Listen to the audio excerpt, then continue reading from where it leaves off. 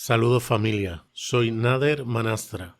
¿Sabías que uno de los beneficios como suscriptor a nuestro Patreon es que si no puedes asistir los días de grabación, vas a poder ver la grabación antes de la edición y mucho antes de que sea publicada en las plataformas de podcast?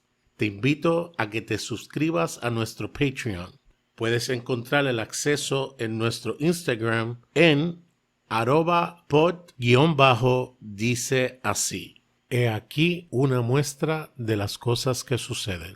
Este episodio puede contener lenguaje soez, por lo que se aconseja tener precaución. Este producto puede ser nocivo para nuevos creyentes y cristianos de mente débil. Estás por escuchar el podcast.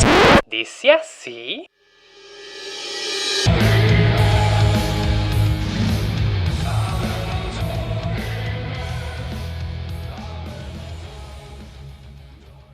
Comenzamos. La Biblia no dice nada de todo lo que dice la iglesia al respecto. Bueno, La Romano Biblia es lo sí más que dice utilizan mucho, para mencionar.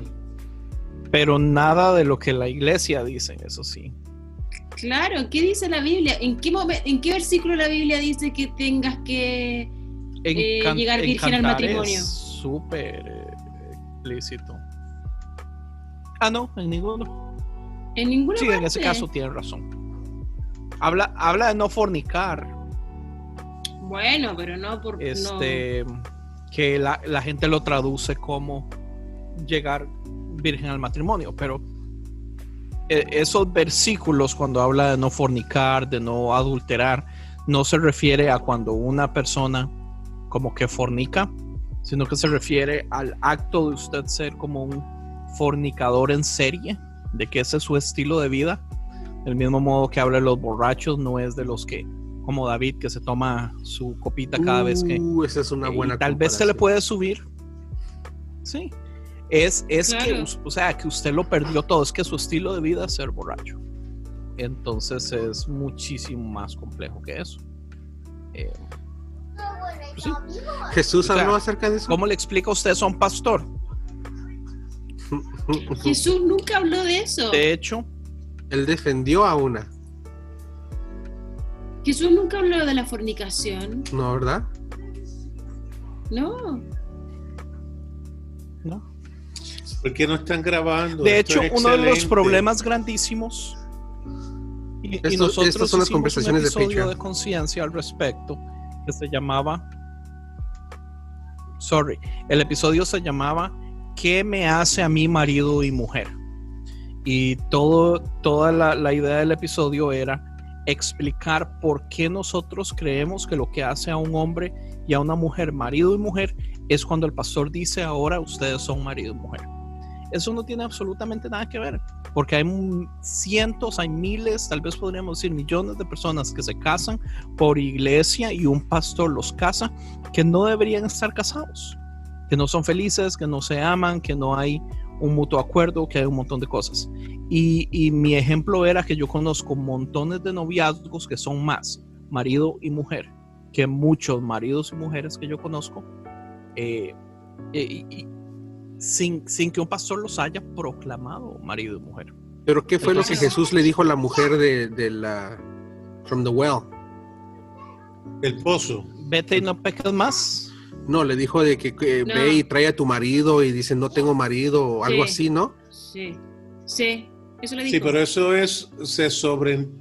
por nuestra cultura religiosa se ha impuesto de que es una adúltera, pero no necesariamente eso es.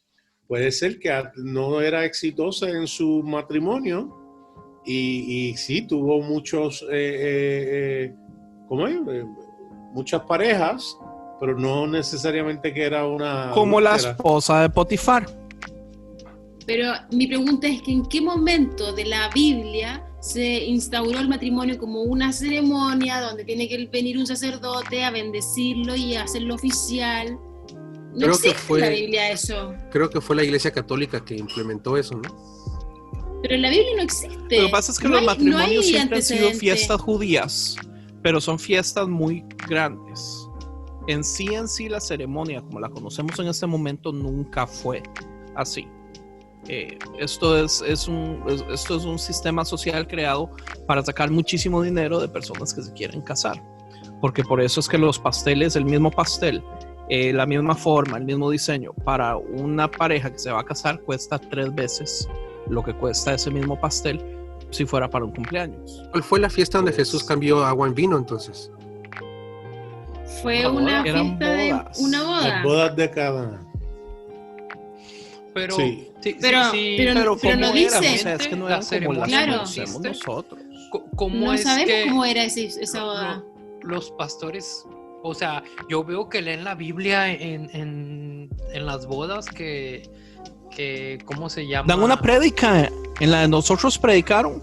Pero hablan del matrimonio, pero veo que sacan versículos, pero que hablan sobre la unión y ese tipo de cosas, pero entonces no está como que ahí, como, y te tienes que casar, nomás hablan de casados, ¿no? Y hablan del rol del casado y de la casada, pero no. Esos versículos son del Nuevo Testamento, donde ya los apóstoles empiezan a meter sus caprichos. Pero no hay no hay una ceremonia de que, a ver, se le tiene que poner el mecate en los cuellos, se le tiene que dar todo el ritual. La copita, que se tienen que enredar las manitas y todo, es que todo eso es que el pura besito tradición. de pico para ahora sí se pueden besar. El papá Es que tiene que sí. entregar a la hija. Sí, Pero ese contrato social, los romanos fueron los que si no lo crearon, por lo menos lo perfeccionaron, ¿no? sí, lo que pasa es que en el tema del matrimonio... Pues la mujer tenía, por muchísimo tiempo, la mujer tenía que ser estrenada por el rey. Recordemos eso, que no se nos olvide. Pero ¿eso fue con qué cultura? ¿Con los romanos? Porque yo sí tengo entendido que incluso hasta la grosería de No fuck antes. significaba que era fornicar con permiso del rey, pero Eso es Mito. ¿cómo es? Mito, sí. Eso es una historia para... Oiga, pa by the decir way, que fuck vean- no es Vean vean el documental de Netflix de dónde vienen las malas palabras. Sí, lo vi completo. Yo estoy viendo también. Yo vi el Excelente. episodio 1, me encantó. Lo vi completo. Está demasiado. Excelente. Yo lo vi 2 Diga, veces. está fucking amazing. Es que Tina Fey es mi ídola. Tina Fey no está Sí, en Tina el- Fey es lo mejor que hay. ¿O Tina Fey lo dirigió, lo escribió? She's a screenwriter. ¿Ella fue quien escribe? Y productora. La productora, ok, ya. Es productora. No, Ah, Tina ella Fey produce. es de mucho respeto. Sobre lo que están hablando ustedes del matrimonio, en el caso, un ejemplo, yo no caso por segunda vez porque encuentro que es algo bastante extraño. Ya con un casamiento ya basta. Lo que uno debería hacer, si es que el matrimonio quiere, es bendecir la familia. O sea, bendecir el matrimonio, pero volverlo a casar, si ya están casados por el civil, es ilógico estar repitiendo una ceremonia que ya se dio. Lo que muchas veces las personas no entienden, pero en sí lo que uno puede hacer es más que todo bendecir el matrimonio, y eso sería entre comillas la ceremonia. Ahora, aparte de la ceremonia, Jano, dime, ¿tú casarías una pareja gay? no, porque no creo en el matrimonio entre personas del mismo sexo. ¿Y tú, David? Yo sí he casado a 2 amigos. Ah, Ya, casado. o sea, he oficiado 2 veces. Mae, qué chiva. ¿Tú, Isaac, eres Mira, Es casado vacilón también? porque ya no. No, A mí me encanta estas ideas, como usted ve las cosas, men. Para mí esto también es un poco como David, solo que David se va al extremo, pero muchas de estas ideas de Llano, mae, son completamente fuera de lo normal y a mí me encantan, mae. Me Ah, no, encantan, o pero, sea, yo le respeto estas mentalidades suyas. En Se había Chile, casado tú con un como hombre. pastor puedes firmar y hacer el matrimonio legal. Sí, ya Ok. creo que de hace 2 años se puede. En Ok. México no. En México la ceremonia es mera simbólica. Acá la cabal es la civil. Y hacemos Ahora. hace- O sea, antiguamente acá casaban por la iglesia después de por el civil. ¿Por qué? Porque muchas parejas le decían al pastor, los puede casar antes del civil, y después de un tiempo ellos no se casaban nunca por el civil y se separaban. Entonces aprovechaban solamente la bendición y pasó nomás. Entonces, ¿qué es lo que pasó? Pues eso es ser muy inteligente. ¿Es pecado entonces eso? Lo mismo hizo Jacob, robarse la bendición, man. Pero Está en la de acuerdo a la iglesia tradicional, ¿es pecado eso? Porque tienen una bendición de Dios y del pastor, pero no están casados civilmente, no tienen ese contrato. Técnicamente están casados. Sí, pero es que, a ver, o sea, si yo no lo miro desde un punto de vista de, a ver, si tú no te quieres casar por el civil, ¿te puedes casar por la iglesia? Sí, nada te evita eso. Ahora, lo que hace el civil es que ya entran temas legales que también benefician al matrimonio en Claro, sí. estamos claros. Todos van a quererse casar si tú quieres estar con otra persona. Ahora, por eso que yo opino que el tema que pasó con no el matrimonio, ¿cómo se llama, Lulu, lo que fue? Espera. La unión civil. Ya. Yo opino que la unión civil, o sea, yo no casaría a un matrimonio, que sea, a una pareja homosexual, pero sí opino que la unión civil sí debería existir. ¿Por qué?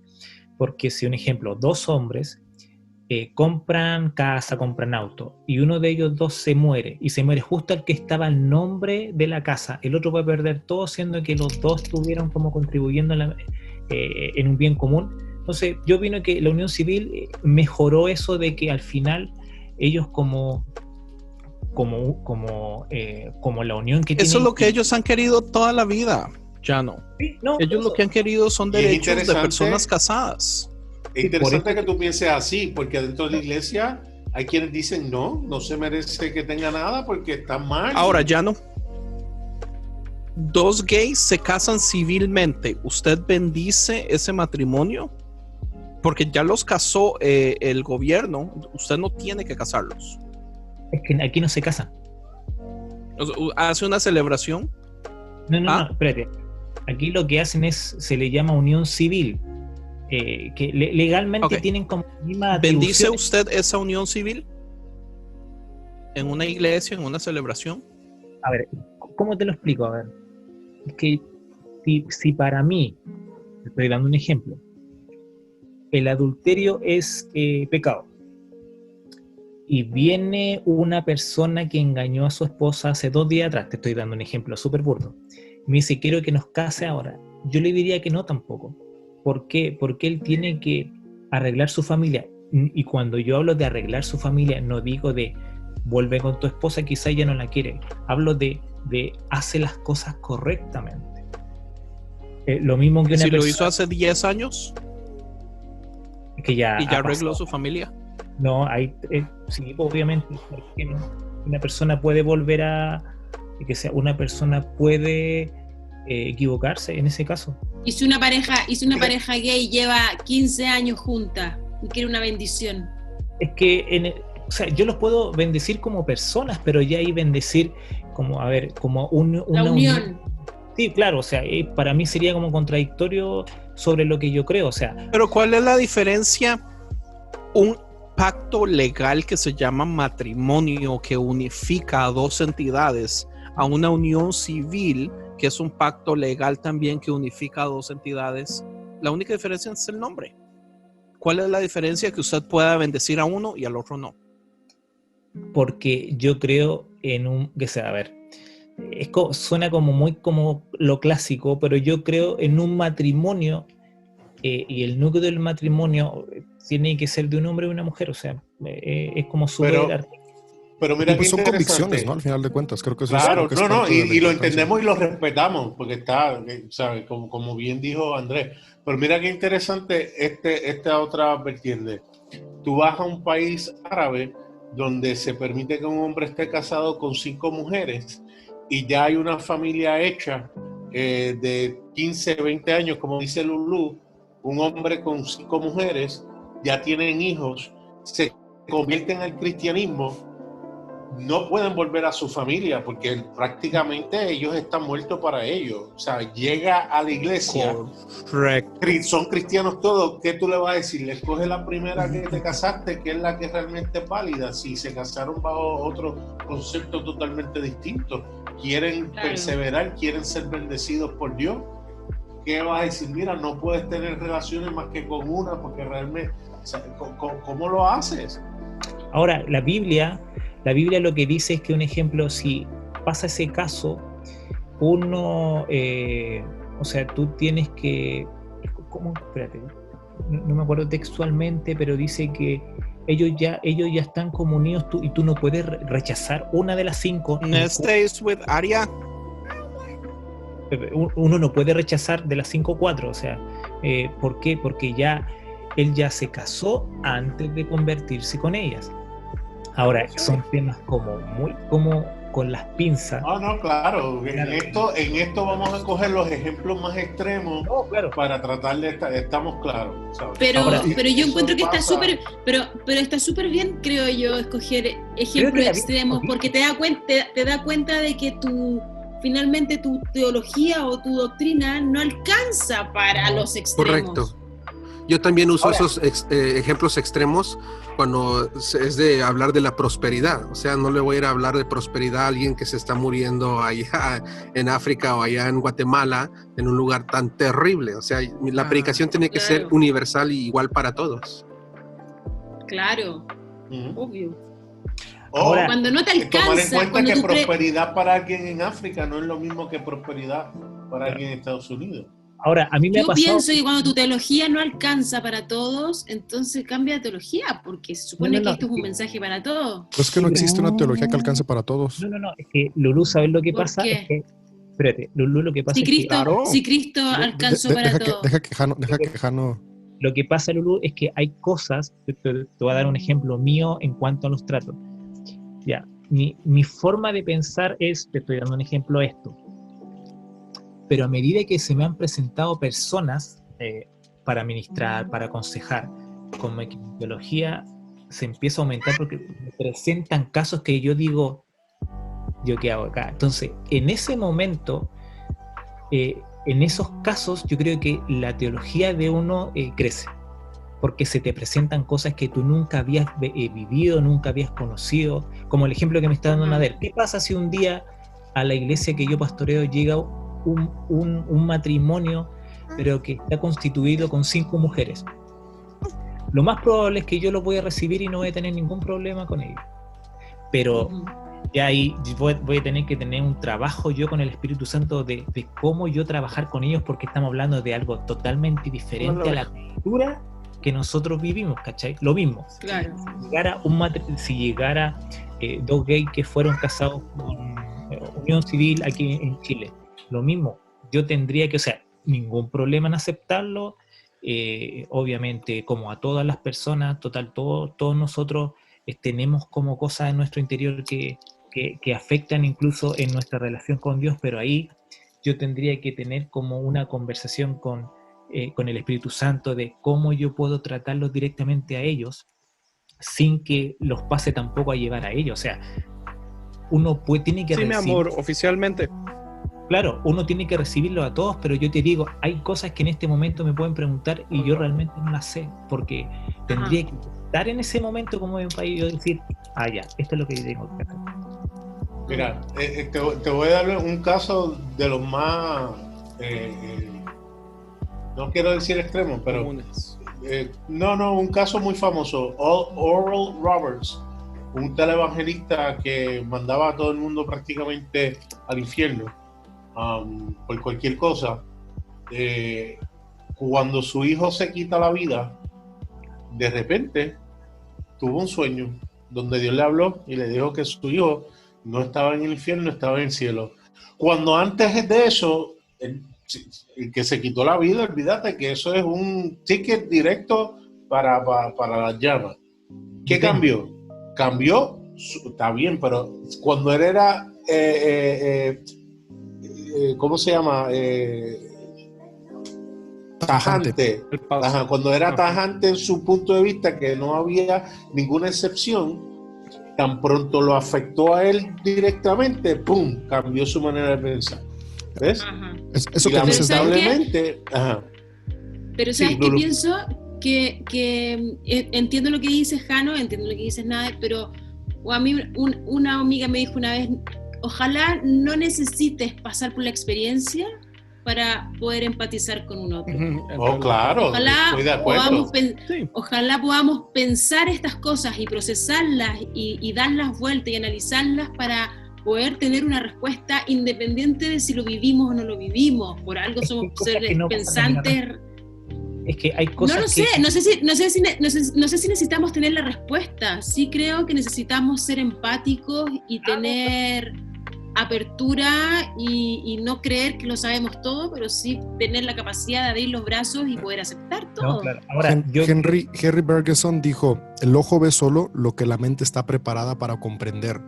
Entonces creo que hay situaciones que solamente circunstancias cruciales nos preparan para entenderlo. Ahora, todos los que estamos acá vemos la vida, la iglesia y la espiritualidad de una manera por todo lo que experimentamos. O sea, si somos honestos, nosotros vemos como vemos por un pasado, cosas que nos hicieron llevar a reflexionar, que nos hicieron llevar a cuestionar y a hoy ver distintas las cosas. Entonces, creo que sí hay ciertas circunstancias que se atraviesan para poder cambiar el pensamiento, y como eso que dice Nader, que hizo Oral Roberts, han hecho muchísimas personas, ¿no? O sea, de hecho, yo lo experimenté con mi papá.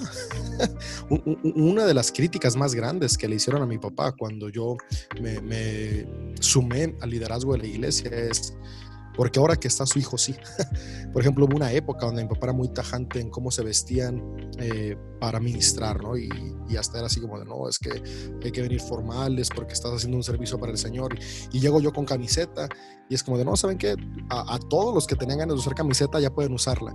Pero en lugar de decir, la usamos, es, no, es que como su hijo. Y claro, porque ahora que estaba su hijo, él cambió su perspectiva, cambió su enfoque, porque él se dio cuenta que eso que estaba haciendo hizo que su hijo quisiera estar completamente lejos de la iglesia, ¿no? Porque yo sí le decía, papá, yo odio tu iglesia, literalmente. Yo le llegué a decir así, yo no quiero nada con eso. Sorry, no me estoy riendo de usted, David. No, ríete. Me estoy riendo de Isaac. No, David, no una se ríe de pausa. Isaac. Estás tomando agua como Trump, Isaac.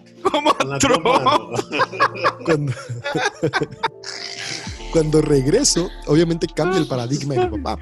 Entonces yo pude verlo eso en mano propia, y si me pongo en los zapatos de los demás, pues claro que yo me molestaría si fuera ellos, pero es que es parte natural de la vida, o sea, y por eso me encanta cómo encontramos a Dios como padre y madre en los textos teológicos.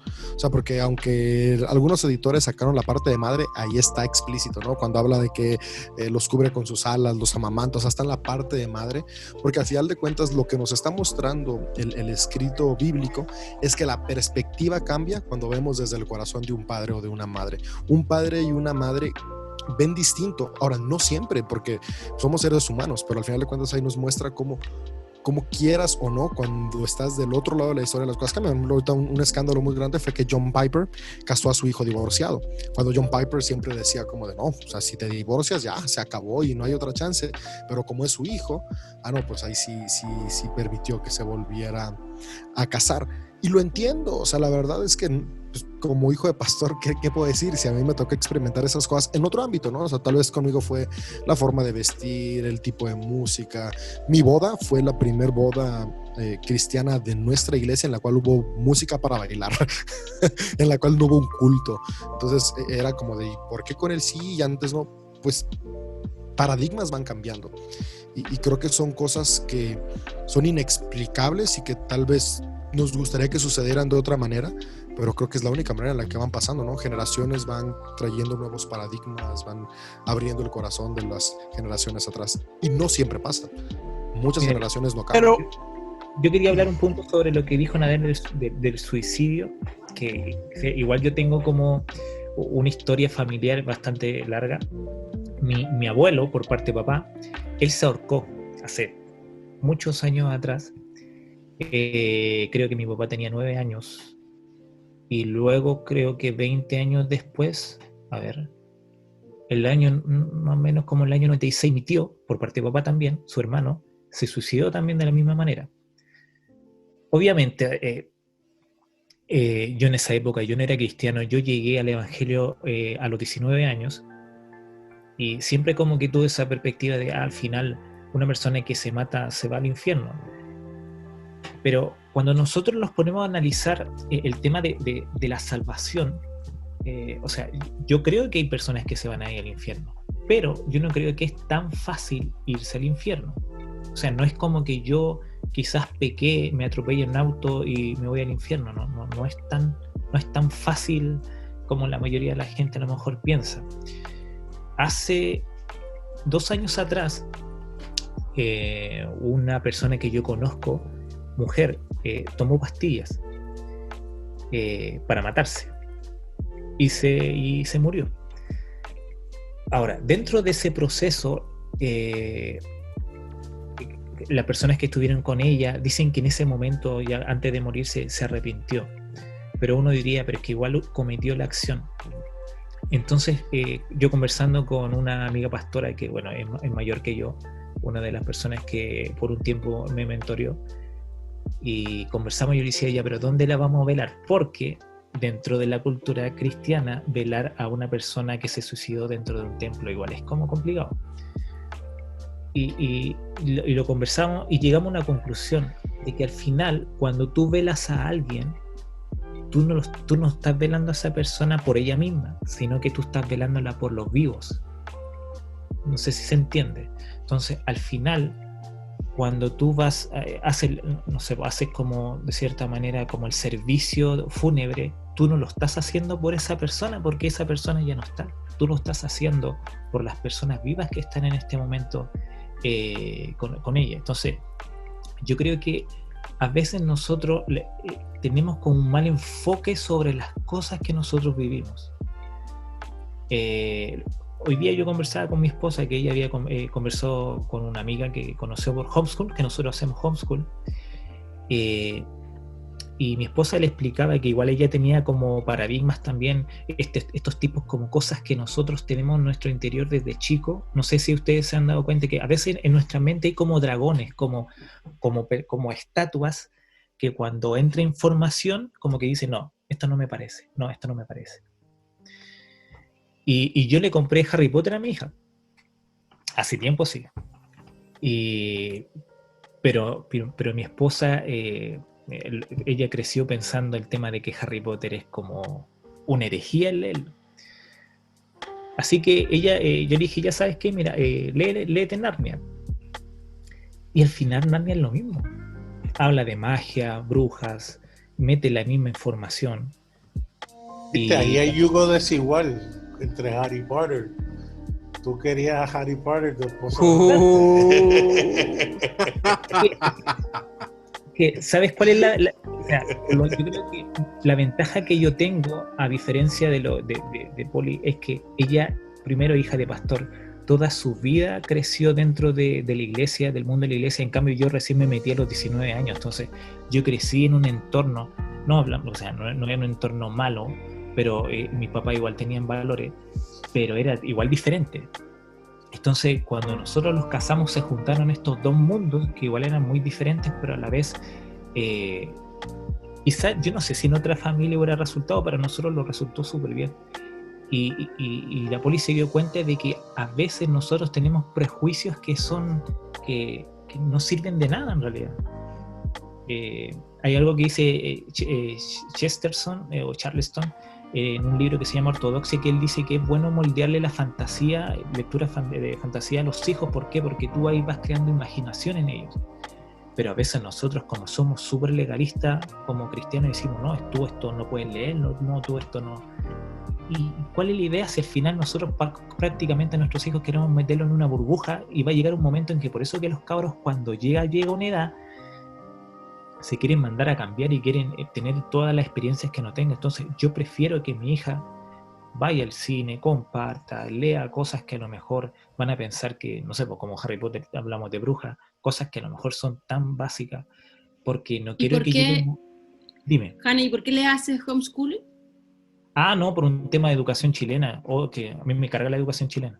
O sea, sí, yo cuando fui chico tuve déficit atencional y el colegio no está preparado para eso, por más que digan que sí, en realidad yo pienso lo mismo.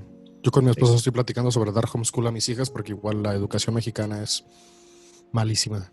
Incluso la particular. O sea, yo estuve la mayor parte de mi formación académica en escuelas privadas, y aún ahí era como de... tirar el dinero literalmente. Y la vida, o sea, te ponen tareas para todo el día y ni aprendes y nada. Yo quiero seguir su camino, Jano. Ahí luego platicamos de cómo hacerle.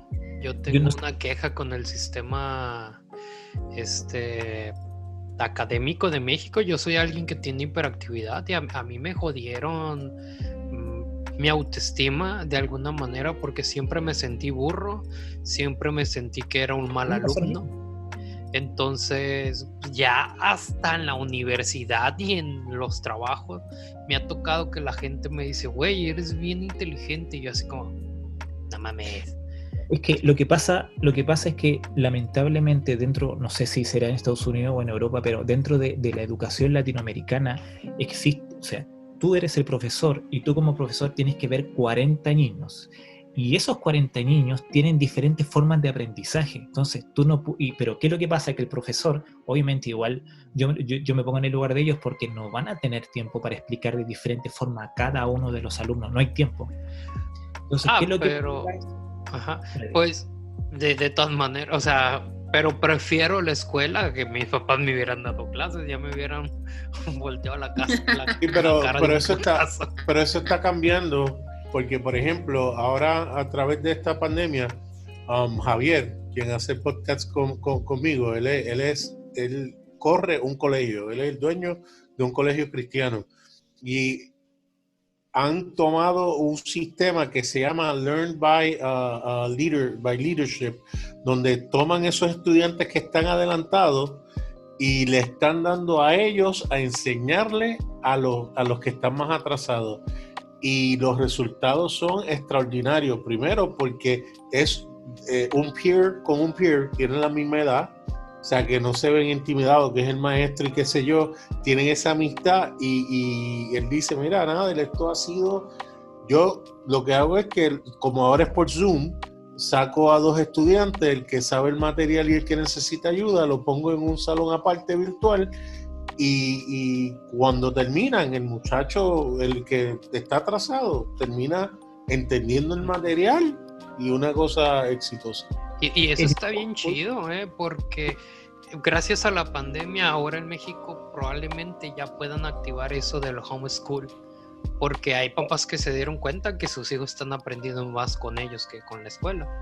Incluso... Bueno, igual de todas formas yo te pregunté, Jano, porque yo no tengo opinión acerca del homeschooling, cada uno decide, está perfecto. Pero sí existe una corriente importante dentro de los cristianos que hacen homeschooling solamente para que sus hijos no se mezclen con el mundo, ¿no? Para que sus hijos no se contaminen. Te digo que me hacen homeschool cuando, bueno, nosotros empezamos a hacer, bueno, la Poli siempre hizo homeschool, pero nosotros no sabíamos que lo hacíamos. Pero ¿cuál fue mi impacto? Cuando la Zoe tenía, no sé si 1 año, año y medio, vamos a una charla de homeschool. Y empezamos a conversar con la gente y igual a mí me atraía siempre el tema de la educación en casa porque, como decía, yo tuve problemas de déficit atencional. O sea, nosotros aquí en Chile tenemos notas del 1 al 7 y tú para pasar un curso tienes que tener 4 o 5 y yo siempre tuve 4 o 5, 4 o 6, 4 o 7, 4 o 5. O sea, yo pasaba arrastrado todos los años, siempre pasé de la misma manera. Por el mismo tema de que la educación era como muy como cuadrada y no tenía como aristas para los demás. Vamos a esa reunión y yo me empiezo a preguntarle a cada una de las personas que estaban interesados en homeschool quién era.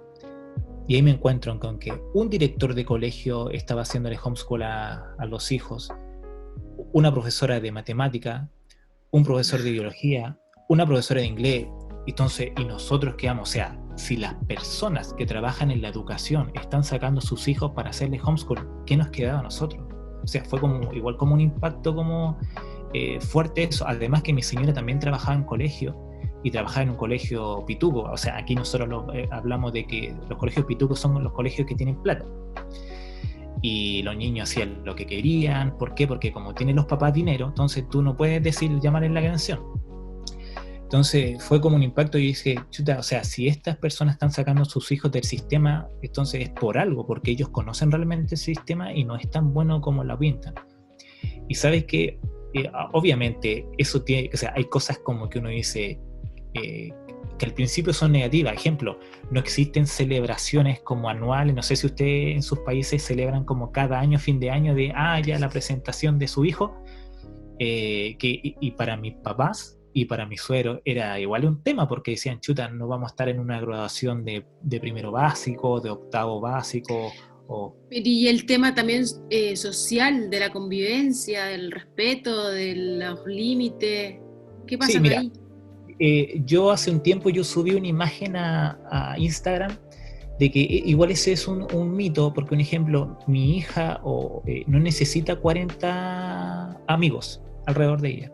Ni son tus amigos, o sea, somos honestos, los 40 compañeros no son tus amigos, te juntas con 3, 4. Tú necesitas, lo más probable es que tú durante tu vida debes tener unos 4, 3, 5 amigos. No, pero yo no hablo solamente de amigos, sino como de las relaciones sociales. Para eso ella tiene que desarrollar su inteligencia emocional, lo que es. Ahora, pero eso lo resuelven, por ejemplo, lo ponen a coger clases de deporte, de karate, cosas extracurriculares, ¿verdad?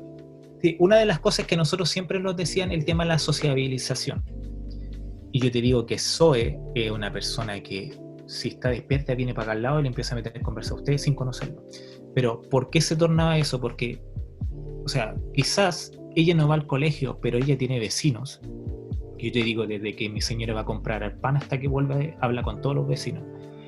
Tenemos familia. Está la iglesia, que igual es amplia. Ella también en algún momento va a participar de talleres como deporte, quizás música, natación. O sea, el espectro en el que ella va a participar, lo más probable es que va a ser reemplazado si es que estuviera yendo a un colegio. Ahora, está comprobado que en el colegio igual es complicado para las personas que, un ejemplo, son introvertidas, o en el caso de Em, o en el caso mío que tuvimos déficit o no teníamos problemas de aprendizaje. El mismo bullying también, que también es un tema súper fuerte. No sé tanto si aquí en Chile o en Latinoamérica, pero en Estados Unidos es un tema súper fuerte. Pero sabes que el tema es que mis papás y mi suegro igual están como no tan receptivos frente al homeschool, pero mi hija ahora va a cumplir 5 años, tú la ves y no parece una persona de 5 años. Ella te habla de tú a tú.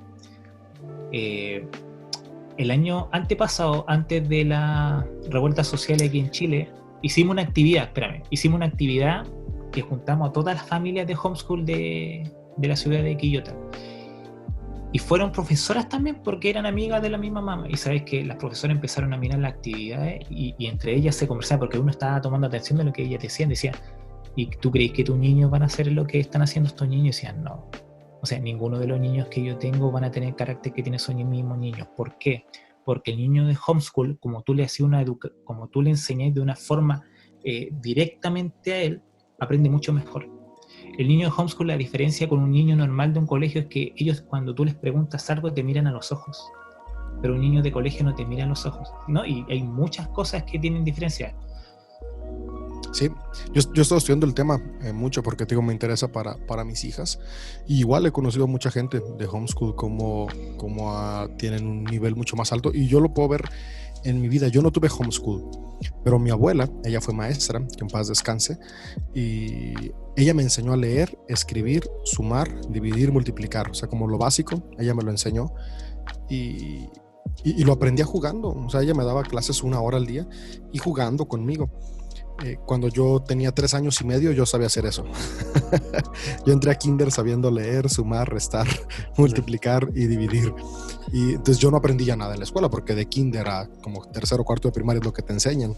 Y a mí mi abuela me lo enseñó en horas jugando, y lo hizo con mis hermanos también. Entonces la escuela siempre se va dándole vueltas. Y si estudias el sistema, a mí me gusta estudiar de dónde vienen las cosas, no nada más la Biblia, sino todo. Al final de cuentas, la educación se creó para fortalecer el sistema capitalista y crear personas sin criterio propio y que estén acostumbradas a un cierto ritmo de vida. Entonces tiene esta función de mantenerte ocupado, de matar básicamente tu propósito, de disminuir tu capacidad intelectual de crecer, de avanzar, porque quien se cuestiona no contribuye al sistema capitalista.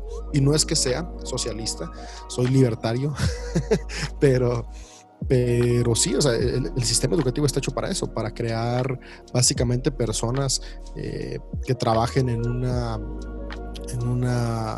¿cómo se llama esta? Que va generando cosas en una banda, por así decirlo, ¿no? O sea, Sí, una fila de producción. Ajá, te preparan para filas de producción. Ahora, hay excepciones, pero esa es la idea general de la educación que hay. Y si tú te vas a leer a las personas que fundaron la educación actual, eso es lo que decían.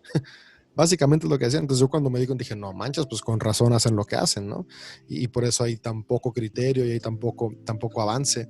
Igual las escuelas no están preparadas para tratar con todas las cuestiones del cerebro, de la mente de las personas. Y todos tenemos uno u otro trastorno. Yo tengo hiperactividad y tengo muy ligero, pero tengo un muy ligero Asperger y tengo problema de límite de fronteras, entonces yo soy todo un caso, así que yo me la viví la mitad de la escuela en la dirección y la otra mitad me la pasaba dormido y la otra mitad brincando.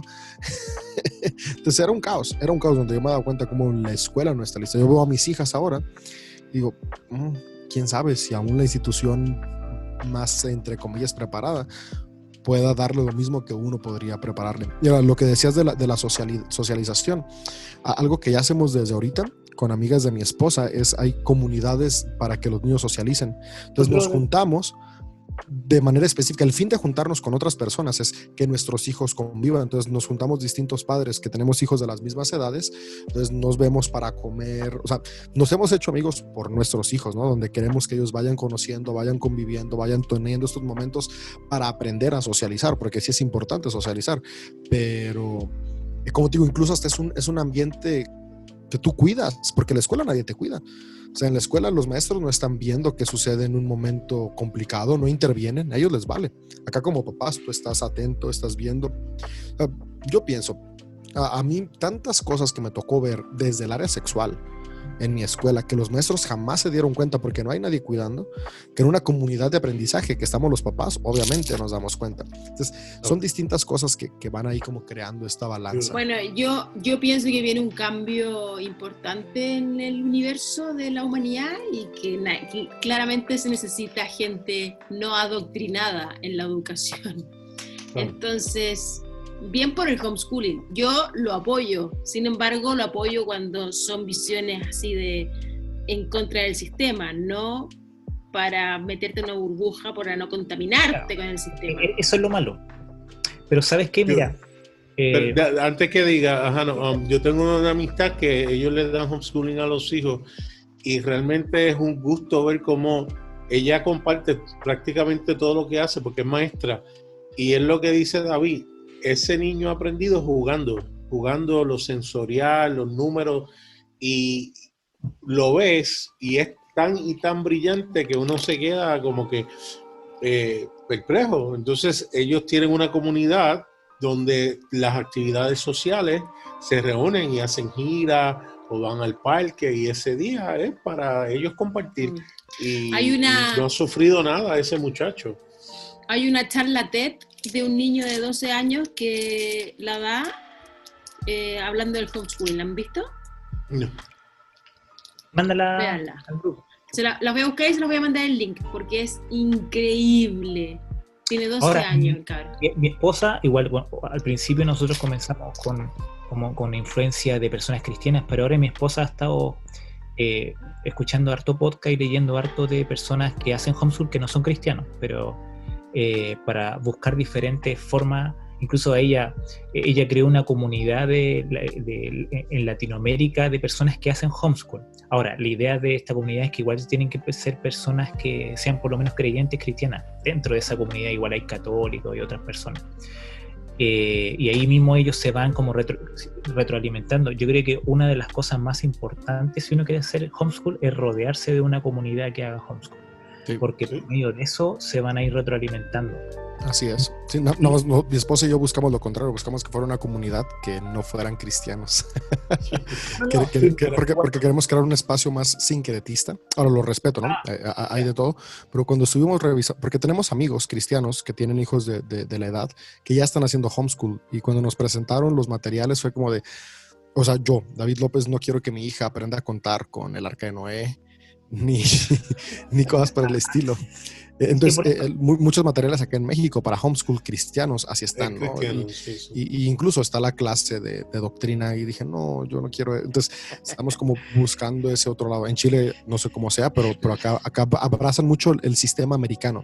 Y en Estados Unidos, el homeschool sí tiene mucho esta raíz del apartarte. Entonces, por eso mismo, cuando se desarrolló el material acá en México, se hizo muy adoctrinador, ¿no? Entonces, te enseñan matemáticas como de Abraham tuvo tantos hijos, como de no Es lo que te iba a decir. Pero- Ya me imaginé pero- la clase de matemáticas. Si Abraham tuvo 100 hijos y mató a 8, ¿cuántos hijos le quedó? Sí, sí, así es. Hay otro factor en la educación que es bien importante y es que, no sé quién de ustedes lo mencionó, no todos aprendemos de la misma manera. Yo creo que Jano dijo. Yo creo y- que es algo, y a lo mejor Lulú, a lo mejor tú también has tenido ADD, porque yo también he tenido ¿cómo es? Déficit de atención. Yo tuve la bendición de que tuve maestros que lo vieron y me dejaban hacer los dibujitos mientras daban la clase en vez de regañarme. O me decían, mira, vete al salón de computadora y brega con los programas y te voy a dar 10 en la clase porque esto ya es muy atrasado, ¿sabes? Que y así tuve fue esa como armé mi bendición. primera bomba. Atentamente, nadie. Pero hay una realidad, hay estudiantes que pueden aprender viendo un video y hay otros que tienen que escribir y hay otros que con simplemente escuchar van a aprender. Un ejemplo, está la educación kinésica, la visual y la auditiva. Ujú. Y igual, ¿qué es lo bueno de cuando una mamá o un papá enseñan a sus hijos? Es que tú conoces a tu propio hijo. Un profesor no va a conocer a tu hijo, pero un papá o una mamá sí lo van a conocer. Entonces, va a tener ciertas ventajas sobre lo que es un profesor. Ahora, hay profesores y profesores. Algunos sí realmente hacen el trabajo como corresponde, pero la mayoría no. O sea, aunque quieran, no pueden. Ujú. Pero Claro. ahora, cuando... Y como dicen los psicólogos de la educación, que existen 7 tipos de inteligencias para aprender y la educación convencional solo se enfoca en 2. En la Todas matemática y en la lingüística, nada más. Las otras Se les olvida todo 5 lo demás. y las otras 5 no les importa. Claro, eso está muy mal. Y también Chiquillos. la escuela se enfoca en el IQ, o sea, la escuela te califica de acuerdo Claro. a tu coeficiente intelectual, cuando el éxito se logra con el coeficiente emocional, la inteligencia emocional es la que importa, y la escuela no enseña eso, a la escuela le vale entonces por eso, yo sí me acuerdo, al menos yo me frustré mucho, porque yo salí con buenas notas siempre.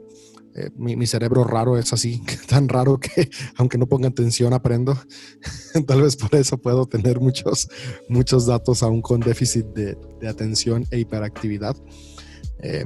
Pero no te enseñan inteligencia emocional, porque esa se aprende en casa al final de cuentas. No te estás todo el día en la escuela cuando la aprendes, si estás todo el tiempo fuera. Entonces sales, sí, por ejemplo, yo tengo mi promedio de universidad de 9.7, pero me costó tanto trabajo adaptarme a la vida diaria, al día a día, y realmente sentir esta cuestión del éxito y de la plenitud, que la he tenido que aprender ya con mi ayuda de mi coach, mi terapeuta, y entendiendo justamente esto que es la inteligencia emocional. Entonces yo ahora veo cómo la educación en casa se enfoca mucho en la inteligencia emocional a los hijos y digo, eso es mucho más importante. Y eso a mí me ha gustado de los programas que he estado viendo, ¿no? Como la inteligencia emocional tiene un peso más alto que la inteligencia, bueno, esta cuestión del coeficiente intelectual, que es importante, pero al final de cuentas es más importante el otro. Igual tengo la sensación de que los currículums escolares están cambiando y están evolucionando. Por lo menos en Chile se está integrando mucho lo que es el mindfulness en la educación. Y eso es bien disruptivo para la educación convencional.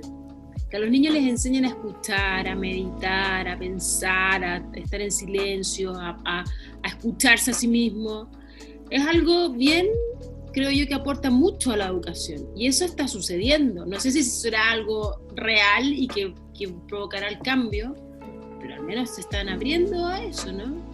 Qué bueno, y la qué educación chido. chilena tiene algo que yo lo compartí con ustedes hace, creo que el año pasado. Ustedes tienen a un lingüista que trató de cambiar las reglas de RAI en Chile y simplificar el idioma, y creo que hay gente que todavía cree que lo que él hizo tiene mucho mérito. Se me olvidó el nombre, creo que hay una universidad, me dijo Jano, que nombraron, ¿cómo es? Que tiene su nombre. No sé. La Católica, la U de Chile. No, era un lingüista que era, El nombre creo de que él. no era no era chileno, pero llegó a Chile y trató de literalmente cambiar el idioma para que así como se pronuncia, así se que así se escriba.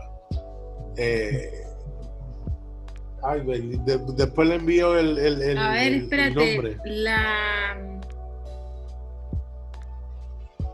Adolfo. No me acuerdo. Bueno, les recomiendo para los que tengan hijos que vean una serie que está en Netflix también, que se llama, no me acuerdo cómo está en español, pero algo como la guía para la meditación. Mi esposa ya la vio. Véanla, está muy buena. Y sobre todo para niños, porque está muy bien explicado con dibujos cómo llegar a esos estados de meditación. Muy necesarios. Esto fue una producción de Podcast Cristianos en Español.